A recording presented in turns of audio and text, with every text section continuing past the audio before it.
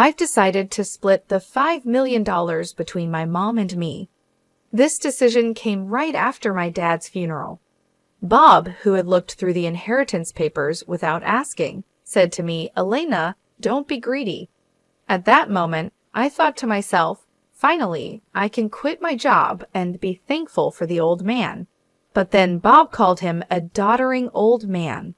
I couldn't help but blurt out, "Are you talking about my dad?" while ignoring my shock. Bob and my mother-in-law were already excitedly talking about buying a new car and going shopping. With everything going on, I couldn't hold back my emotions any longer. I was about to burst, on top of all the housework, asking for money, and then them insulting my dad. I just couldn't live with Bob and my mother-in-law anymore. Holding back my anger, I forced a smile and said, "Sure, feel free to use the money as you and my mother-in-law see fit." I am Elena Anaya, a 40-year-old housewife working with my husband. My parents, both doctors, ran a well-known clinic in our hometown. As their only child, I was deeply loved. After finishing Commonwealth School, I got a job at a big pharmaceutical company. Though my parents wished I had become a doctor, they supported my choice. 12 years ago, my mother died in an accident, leaving me and my father heartbroken. During that tough time, Bob, who was then my boyfriend, supported me. We met through a friend and got engaged 4 years after my mom's death. Bob worked in the food and beverage sector and earned less than me, but I believed we could face any challenge and be happy together. My dad was very happy for us. When I told my dad about our engagement, he said, "I've heard how Bob has supported you, Elena. Thank you so much. Please continue to take care of her." Bob stood up straight and promised in front of my dad, "I will make her happy." Standing next to Bob, I felt truly happy. The next week, we went to Bob's family home to announce our marriage. His mother, who wore a lot of makeup and was divorced from Bob's father, looked me over critically. "Marriage, huh? You're Bob's choice. Isn't she a bit plain for you? And she's older, right? Wouldn't a younger and prettier girl be better for you?" Bob quickly replied, "Mom, you know M Pharmaceuticals, right? Elena works there. Her father is a doctor and runs his own practice." I expected Bob to talk about my personality, but instead, he talked about my job and my dad's status. Hearing this, his mother's attitude changed. "Oh, Bob, you should have mentioned these important things earlier. That changes everything. I happily approve of the marriage. Nice to meet you, Elena." "Thank you." After getting approval from Bob's mother, Bob was very happy.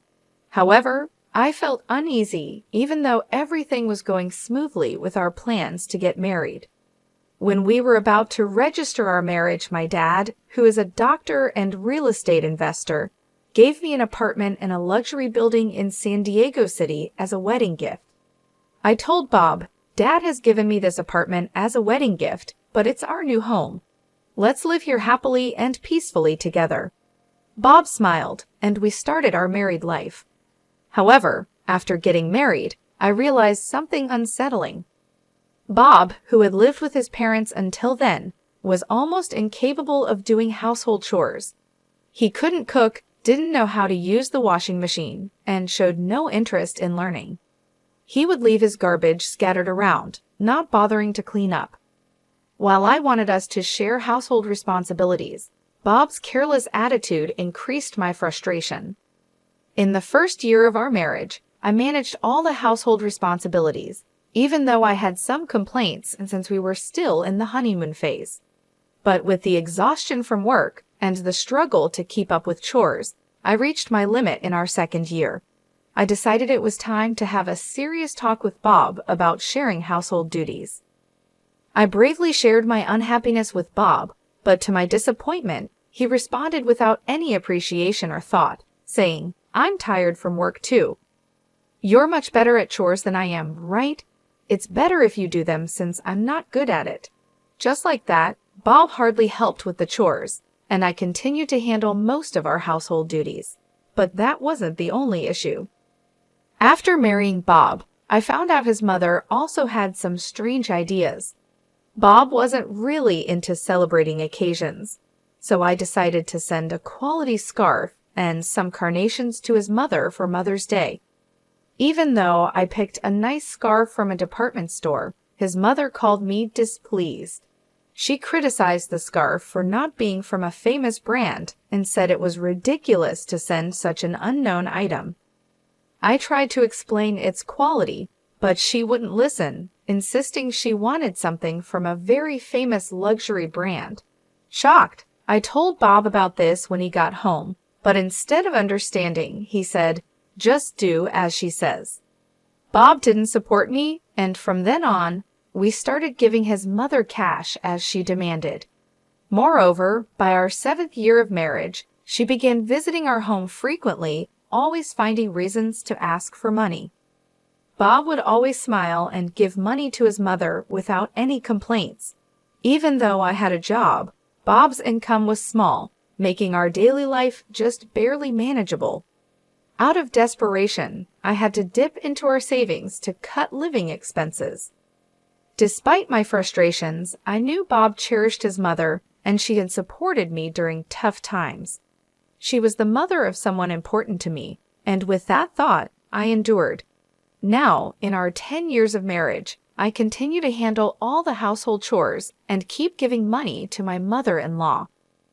One day, during this routine, my father, whom I hadn't seen in a while, unexpectedly called me. The story he shared during our rare meeting was shockingly unexpected. He revealed that he was suffering from terminal cancer and that treatment was no longer possible. Overwhelmed with shock, tears spilled from my eyes. My father gently stroked my head, just as he did when I was a child, saying, "Elena, this is fate. Let's accept it quietly." I asked my dad why even he had to go through this. My days became a constant balancing act of work, household duties, and now visits to my father's hospital. While my job was somewhat flexible, managing the house was tough. When I told Bob I would be taking care of my father, he didn't react or offer to help. "It's tough with your father's sudden illness. Please do your best," was all Bob said. He only visited my father in the hospital once. I was so busy taking care of my father that I didn't have time for Bob. If I had time to worry about Bob, I wanted to prioritize my father. One day, as my father lay in his hospital bed, he suddenly asked, "Elena, how is your marriage with Bob going?" Caught off guard, I thought about Bob's attitude at home and his mother's behavior. I couldn't answer properly. Seeing my hesitation, my father seemed to understand and told me, "Elena, you don't have to endure this. Think about your happiness. Don't worry, you won't have any hardships after I'm gone." I couldn't hold back my tears, and my father silently and firmly held my hand. 5 months later, the inevitable happened. My father passed away quietly. Engulfed in immense sorrow, I started arranging the funeral. Bob showed no interest in my grief and didn't help with any of the preparations. Despite this, I was too busy with the funeral arrangements to pay much attention to Bob. Many friends and acquaintances attended my father's funeral, making it a heartfelt farewell. Even the indifferent Bob and his mother attended. The day after the funeral, I received a call from a lawyer about my father's inheritance. I arranged a meeting with the lawyer and listened to the explanation. The information was all new and quite surprising. After deducting taxes, like inheritance tax, my father's estate amounted to over $5 million. He had not only earned income as a doctor, but also made real estate investments, leaving behind such a vast fortune, all of it to be inherited by me, his only daughter. Wrapped in surprise and gratitude, yet trembling at the thought of handling such a huge amount of money, I proceeded with the inheritance process after returning home. I laid out the documents I got from the lawyer on my desk and started reading them. I was so tired that I ended up dozing off on the sofa for a bit. When I woke up, I heard Bob and his mother talking happily in the distance. "Huh, Bob and Mom too? When did you come?" I asked as I got up. Bob came over with a big smile and said, Yes, Elena, well done. Confused by his sudden excitement, I noticed the inheritance papers in Bob's hand. Wait, don't just read those without asking, I said, shocked and upset that Bob had looked through the documents without permission. I raised my voice at him, but my mother-in-law, not bothered at all, happily chimed in, "Wow, an inheritance of $5 million. Isn't that amazing?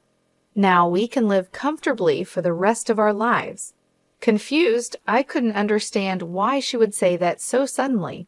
Then Bob turned serious and continued, "By the way, about this $5 million, I've decided it will be split between me and my mom." It was right after my father's funeral. Bob, having looked at the documents related to the inheritance I was supposed to receive without permission, said to me, "Elena, don't be too greedy." Oh, now I can finally quit my job. I have to thank that doddering old man. "Are you talking about my dad?" I accidentally said out loud.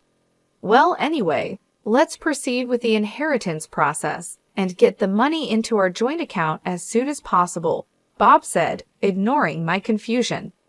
At that moment, Bob and my mother-in-law were excitedly talking about buying a new car and shopping. I couldn't hold back my emotions any longer. I was on the verge of exploding. Being burdened with household chores, asked for money, and to top it off, they insulted my father. While holding back my anger, I replied with a forced smile, "Sure, use the money, you and my mother-in-law, as you wish." Hearing this, my mother-in-law, seemingly satisfied, cheerfully said, "That's the spirit, Elena, quick to agree. Now make sure you work hard and earn money." "I don't want our savings to go down, so work hard," she said. I just nodded and pretended to listen to her selfish words. After that, Bob and my mother-in-law started spending money like crazy. Bob quit his job quickly, and my mother-in-law practically moved in with us, staying at our house all the time. They would leave in the morning and come back with expensive brand items. The 5-star restaurant we went to today wasn't as great as I expected. Yes, it was a bit disappointing for us, the sophisticated ones, they would say, acting like they were rich celebrities and dumping all the housework on me as if I were a maid. Bob seemed to think my father's inheritance would be available right away. He carelessly withdrew money from our joint account, and my savings of $300,000 dwindled rapidly. When I complained about their excessive spending, Bob just laughed it off, saying, "What are you talking about? Isn't $5 million coming soon? Then this kind of spending is no big deal." I warned him I had already stopped it, but Bob completely ignored me. Then, a month later, Bob and my mother-in-law suddenly left for a trip to Bermuda. I wasn't invited and was left alone at home. After seeing them off, I decided to take action. About a week later, while I was relaxing at home, I heard a loud knock on the door. Wondering what was happening, I glanced at the intercom monitor and saw Bob and my mother-in-law, both dressed in aloha shirts, standing at the front door. What do you want?" I asked calmly and coldly with anger. Bob yelled, "What are you even talking about? Why won't the door open?" Seeing Bob and my mother-in-law confused as to why the door wouldn't open, I confidently answered through the intercom, "Well, I changed the locks on the door, so of course it won't open." "What? Why?" Bob exclaimed. "Let's talk over this calmly at the nearby cafe." "Please go ahead. I'll join you shortly," I suggested. Bob and his mother, after shouting in front of the entrance, seemingly realized it was futile and soon headed to the cafe. Once I confirmed they had left, I felt a moment of relief. I went to the cafe and saw Bob and his mother already there, waiting angrily. "Hey, what's this about? Did you change the locks? Hand over the new keys right now," Bob demanded. "There's no need for me to give you the new keys. You both need to leave that house," I calmly told Bob and his mother. Facing a visibly angry Bob, I showed him a piece of paper. It was a divorce petition I had already filled out. "Divorce? You're serious about divorcing me?" His mother was equally shocked and confused. Elena, why has it come to this? I spoke quietly to the two of them, who were panicking and flustered.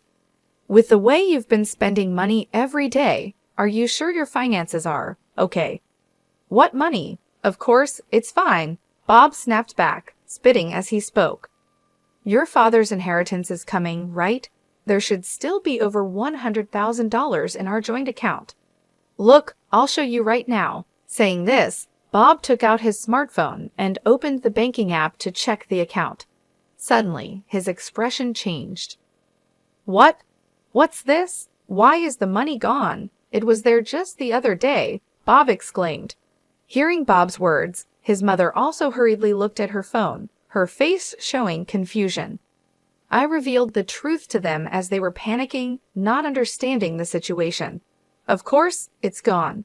I'm divorcing you, so I moved that $100,000 to my account as part of the property division. What do you mean? Bob's face turned to anger for a moment, but then he smirked, as if remembering something. Fine, I'll divorce you then. Transfer the inheritance you got from your dad right away. After all, property acquired during the marriage is split half and half in a divorce, right? Well, you might be misunderstanding something, I replied. Didn't you know? The inheritance I received, even though it was during our marriage, doesn't count for property division. There was a moment of silence between us. Then Bob and his mother's expressions changed drastically. Perhaps they truly believed they would receive part of my inheritance. I was utterly shocked and could only sigh in disbelief at the unfolding situation. No, that can't be true, I muttered under my breath, but the truth of the matter was glaringly clear. Her face turned red with a mix of denial and anger. Please, check for yourself, I said with a mocking tone that I couldn't quite mask. Bob immediately started frantically searching on his smartphone, desperate to prove me wrong. As he scrolled through the legal texts online, his face fell. It says here that property inherited by one spouse from a parent is considered separate property, therefore it's not subject to division and can't be split between the spouses. His voice was tinged with disbelief. What? Seriously? His mother, too, peered over his shoulder, her expression turning to one of shock as the reality of the legal standing dawned on them. Then Bob approached me, his demeanor shifting to one of desperation. Elena, please don't divorce me. I have no savings and no job. How am I supposed to live if you divorce me? His plea was laden with panic and fear, but I had seen too much and endured too much to be swayed by his sudden show of vulnerability. Facing Bob's pleading, I stood my ground, my voice firm and unwavering. What are you talking about? Take responsibility for your actions. I will never forget how you and your mother treated me. I'm divorcing you, and I'll go to court if I have to. My declaration was clear, a line drawn firmly in the sand. Intimidated by my fierce demeanor, which they had never witnessed before, Bob and his mother recoiled. They shrunk back in fear, whimpering softly. As they stood there, dejected and defeated, I knew I had finally taken a stand.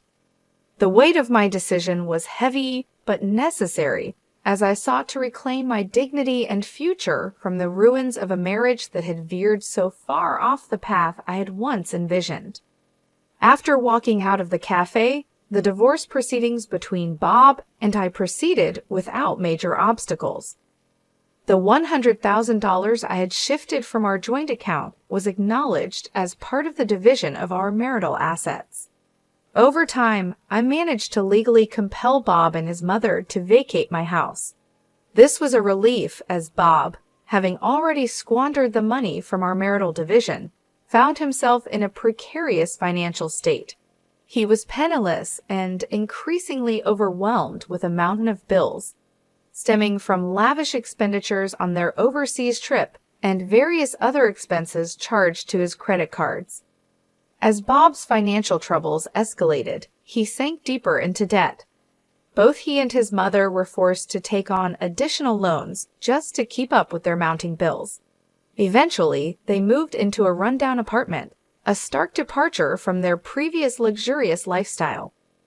They now find themselves working exhaustively every day to manage their debts, a situation that has been a profound and shocking adjustment for both.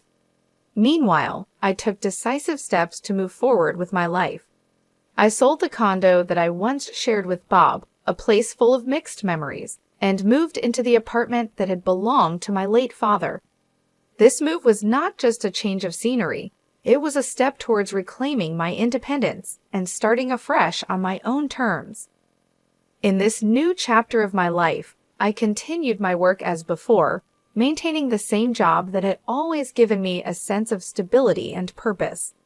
However, with the inheritance I received from my father, my financial situation became significantly more comfortable. This financial security has allowed me to live without the constant stress of monetary concerns that once plagued my marriage with Bob. Living in my father's apartment has brought a new sense of peace and continuity to my life. Every day, I wake up with a heart full of gratitude for the man who not only raised me with love, but also ensured that I would be secure after he was gone. This gratitude has inspired me to approach life with a renewed sense of purpose and determination. With the lessons learned from my troubled marriage, I am now more committed than ever to protecting my happiness and well-being. I've come to realize the importance of being surrounded by people who support and uplift me, rather than those who seek to take advantage.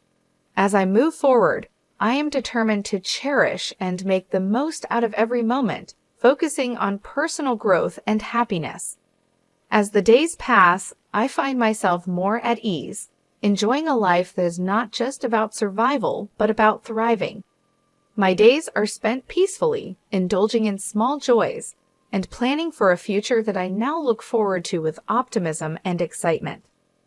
The stark contrast between my life now and the life I shared with Bob serves as a constant reminder of how far I've come and how much I've achieved on my own.